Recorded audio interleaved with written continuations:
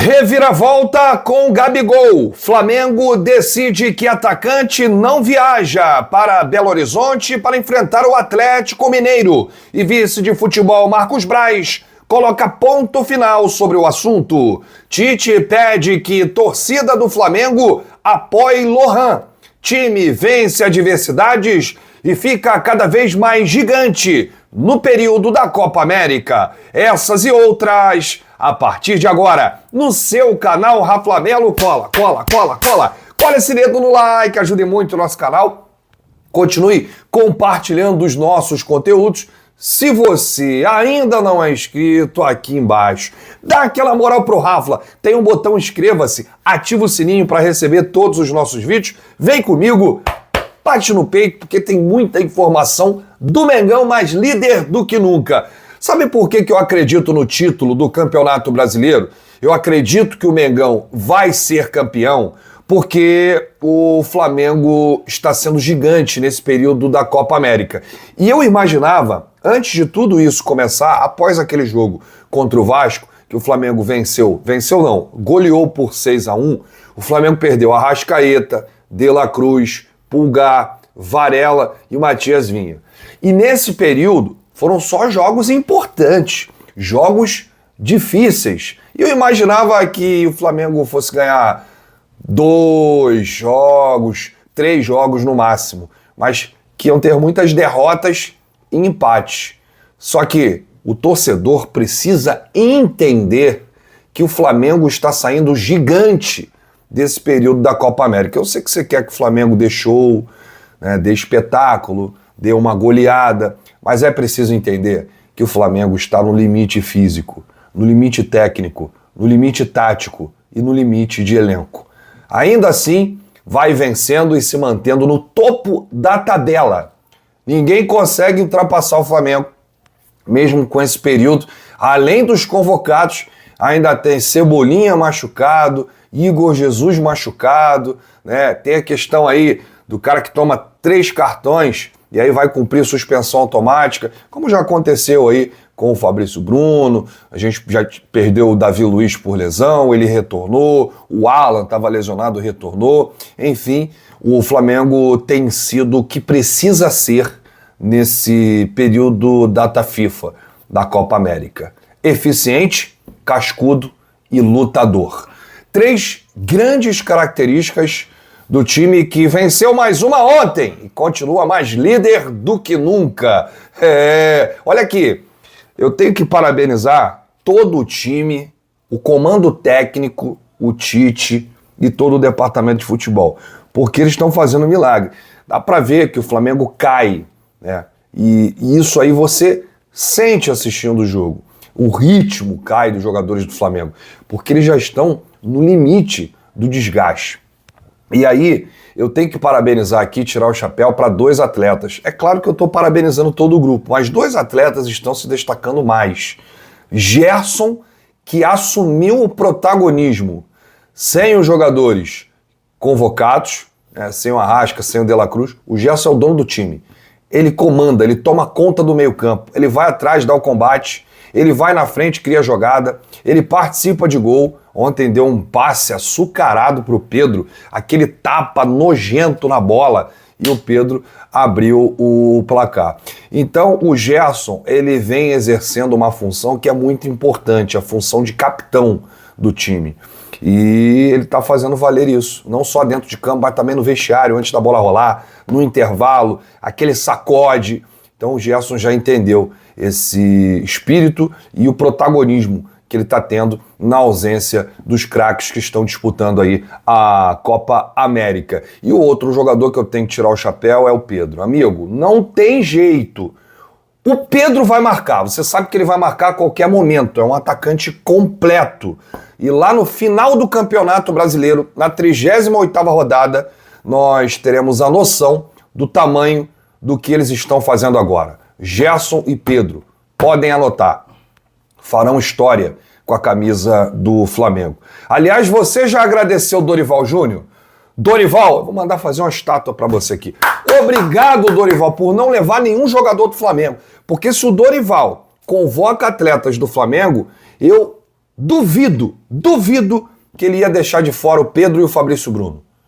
O Dorival ia levar o Fabrício Bruno e o Pedro para a Copa América. Então não tem um dia, Dorival, que eu não te agradeço. Porque você imagina jogar sem os 5, Arrasca, De La Cruz, Varela, Vinha, Pulgar, sem Pedro e sem Fabrício Bruno. Aí ia ser um Deus nos acuda. Então, muito obrigado, Dorival. Os jogos, Flamengo venceu o Grêmio, empatou com o Atlético Paranaense fora de casa, venceu o Bahia em casa, venceu o Fluminense no Clássico, aí perdeu para o Juventude e venceu o Cruzeiro. A gente ainda tem 3 jogos nesse período, Atlético Mineiro fora, que é o próximo jogo quarta-feira, Cuiabá em casa no dia 6 e o Fortaleza em casa no dia 11. Ou seja, o Flamengo no período da Copa América são 6 jogos, 4 vitórias, 1 empate, 1 derrota, 13 pontos conquistados de 18 possíveis. E eu falei aqui do Gerson e do Pedro. O Pedro é o líder em gols e participações em gols em 2024. Ou seja, ninguém tem mais gol do que o Pedro. Ninguém participa de mais gols do que o Pedro no país, dentre todos os atacantes. E isso aqui, gente, impressiona demais. 13 jogos no Campeonato Brasileiro, 6 gols, 4 assistências, 10 participações em gols, 107 minutos para participar de um gol, 29 finalizações, 15 no gol, 17 passes decisivos. Nota 7.28 no SofaScore. É impressionante. Nesse ano a média de gols por partida é de 0,46 no Campeonato Brasileiro. É quase, né? Um gol por jogo. Então impressiona muito a marca do Pedro, que é o artilheiro do Brasil. É isso aí. O Pedro tem 24 gols na temporada. Absurdo, Pedro, hein? Desses 24 gols, 11 foram no Campeonato Carioca, 5 na Libertadores da América, 6 no Brasileiro e 2 na Copa do Brasil. Tá vivendo aí uma fase absurda, né? O segundo colocado aí, quem se aproxima do Pedro, adivinha? Errou. É o Lucero do Fortaleza, tem 19 gols. Mas olha a distância, né? O Lucero tem 19, o Pedro tem 24. E o Pedro tá fazendo gol todo jogo, né? O Mastriani do Atlético Paranaense também tem 19 gols. E aí aparece na quarta colocação Júnior Santos do Botafogo com 18 gols. O que chama a atenção do Júnior Santos é que dos 18 gols que ele tem na temporada, 9 foram na Libertadores, né? Ele tá aí lutando aí pelo título de artilheiro da Libertadores. Só pelo título de artilheiro, tá? Da Libertadores. Título da Libertadores deixa pro Mengão. Olha aqui, tem o Nicolas também do Paysandu, 18 gols. O Pita do Cuiabá, 17 gols. Anselmo Ramon do CRB, 17 gols. Luiz Fernando do Atlético Goianiense, 16 gols. Felipe Pará do River do Piauí, 16 gols. O Jonathans do Atlético Clube, 15 gols. O Paulinho do Santa Cruz, 15 gols. É isso. Só dá Mengão. É o Pedro aí na cabeça. Bom, gente, um assunto importante aí é sobre Gabigol. Depois que o Flamengo cortou o Gabigol da partida contra o Cruzeiro, o departamento de futebol decidiu analisar jogo a jogo sobre a utilização ou não do atacante na sequência da temporada. E aí, para o duelo de quarta-feira, contra o também mineiro Atlético, em Belo Horizonte, o comando da pasta já definiu. Gabigol continua afastado e está fora da viagem. Foi com essa decisão tomada que homens que cuidam do futebol deixaram o Maracanã. A mudança de panorama só aconteceria diante de uma improvável reviravolta na negociação de renovação do contrato de Gabigol, que tem 5 jogos pelo Campeonato Brasileiro. Se ele chegar a 7, não poderá mais disputar a competição por outro clube ainda em 2024. E nesse sentido, o Marcos Braz falou sobre o afastamento de Gabigol, citando o número limite de 7 jogos no Brasileirão. O atacante já tem 5. Vamos ver o que disse o Braz aí. A gente teve uma longa conversa após a entrevista que ele, o Júnior Pedroso, o empresário do atleta, deu. E entendemos que o Gabriel conta com 5 jogos já feitos aqui. Se ele jogasse hoje, já não poderia mais sequer viajar com o clube, caso quisesse ou tivesse alguma proposta do futebol brasileiro. A gente fez a opção de chegar nesse momento agora, já que o empresário também disse que queria ouvir e procurar alguns caminhos novos. Vamos aguardar. A gente pensa que esse afastamento, vai ser feito aí nos 10 dias. Deixar claro que o Gabigol treina com o grupo, treina no mesmo horário, não tem nenhum tipo de problema em relação ao dia a dia. Está sendo tratado com o maior respeito do mundo. A gente apenas fez a opção de maneira mais direta e reta dele chegar a não completar o 6º ou 7º jogo para não inviabilizar qualquer situação aqui no Brasil. Hoje não tem nada, só para deixar claro, tá? Por fim, Braz falou que o atacante só deixa o clube nesta janela, e aí é uma reviravolta, porque o Flamengo não vai deixar o Gabigol sair de graça. O Gabigol vai cumprir o contrato até dezembro, vai receber o salário até dezembro, se não chegar nenhum clube com cash, dinheiro. E aí o Braz disse: é importante para o clube, mas deixar claro, o Gabriel só sai agora se tiver uma compensação financeira para o Flamengo. Se não tiver uma compensação financeira para o Flamengo, a gente entende ser plausível que seja dentro das nossas análises um bom negócio. Ele vai ficar até o final do ano. Fica aqui, vai exercer o direito dele de ficar até o final. A gente também. Ele não está afastado de absolutamente nada do dia a dia. Somente nesse período curto a gente deu uma segurada para ver se a gente ajuda o empresário e a decisão do empresário dele de procurar novos ares. Rapaz! O Marcos Braz deu uma cutucada no empresário do Gabigol, Júnior Pedroso, hein? Que foi lá no Sport TV ao vivo e disse que o Flamengo não quer mais, que vai procurar outro clube, vai procurar propostas pelo Gabriel, enfim.